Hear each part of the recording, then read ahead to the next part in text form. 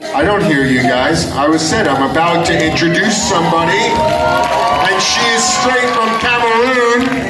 That's a long way away. She's brilliant. She is gorgeous. She is one of the instructors on the platform You Will Change the World, and she is ready to rock your world. Please, big Las Vegas welcome for Anzi Mafur.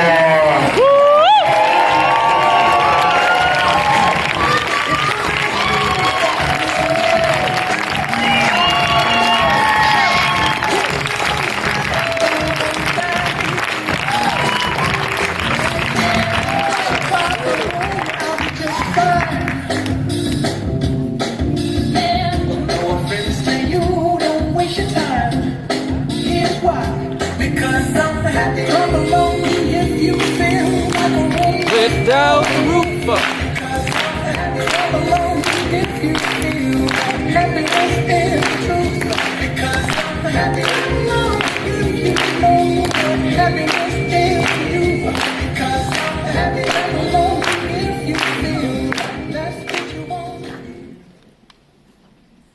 Thank you. Much has been said about equality between men and women. Essentially, men and women are profoundly interdependent. Would you agree with that? Yes. Excellent, thank you.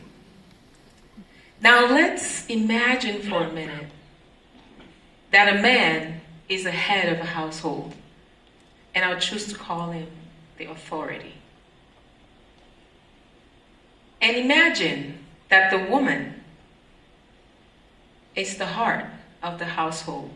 But in this case, I would refer the woman as the neck and choose to call her the influence, correct?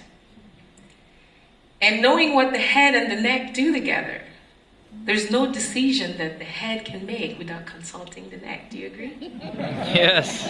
Exactly. So, and conversely, there's no time that the neck can just choose to do anything without a head on it. It would look worse than a bobblehead. Do you agree? Great. I want to tell you a little story. Before I do that, I did research something about Greek mythology and something about Indian history, and I found out that women are considered a deity. And what I consider a deity to be is a goddess. And as I read along, I realized that the goddess is cherished. She's protected. She's loved. And in turn, the goddess gives back her power to lift, to support, and to be able to influence authority. Flashes of grown men touching me inappropriately when I was 23 came to my mind when my uncle decided to take advantage of my body. At that point, I knew something was seriously wrong because it had been happening since I was 7. At 23, something touched me and said, "You have to make this stop." I lived in Cameroon where that was very normal. Say normal. It was something that was not considered a problem. Fast forward, because I made that decision, I realized that I had to validate that thought. And I found myself in a situation where another man was forcing himself on me. I was too weak and too vulnerable to fight, so I let him. And I said, that's the last time. This time I was in the United States, so I realized that it can happen anywhere. The last man that tried it found himself at the mercy of living with my hands around his throat, begging for life. His eyes were bulging out. Woo! At this point, I was left with no thoughts of beauty. Anybody that called me beautiful, I didn't believe it. And I was attracting a lot of that in my life. So when I released him, I realized that I was releasing that pattern. I had to start learning how to love myself again. I had to start learning how to find the goddess within. And because I did, I realized how I was attracting the men in my life, my father, my brothers, the guys at work, the men in the community. What I was bringing out of them was something that it was lifting their authority up, and they were excited to be around me. Not sexually, but just energetically.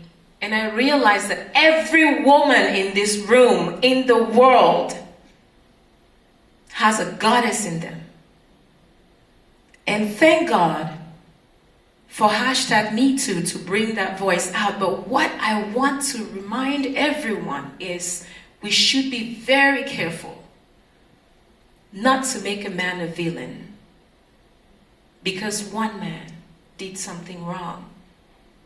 If every woman can find the goddess within them and bring it out, we would find a community that's not lost in the language of communication or lost in the language of love. And so I made it a point in my entire life that for as long as I live, I will help every woman I come across to know who she is on the inside and bring it out and influence the authority of every man she meets. And I will teach the man to know how to cherish, to protect, and to love the woman the way she deserves to be loved so that she can be the powerful influence to him and to the rest of the world. I encourage you to do just that. Thank you.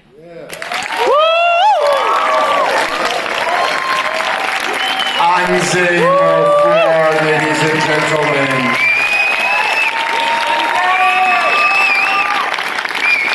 Las Vegas welcomes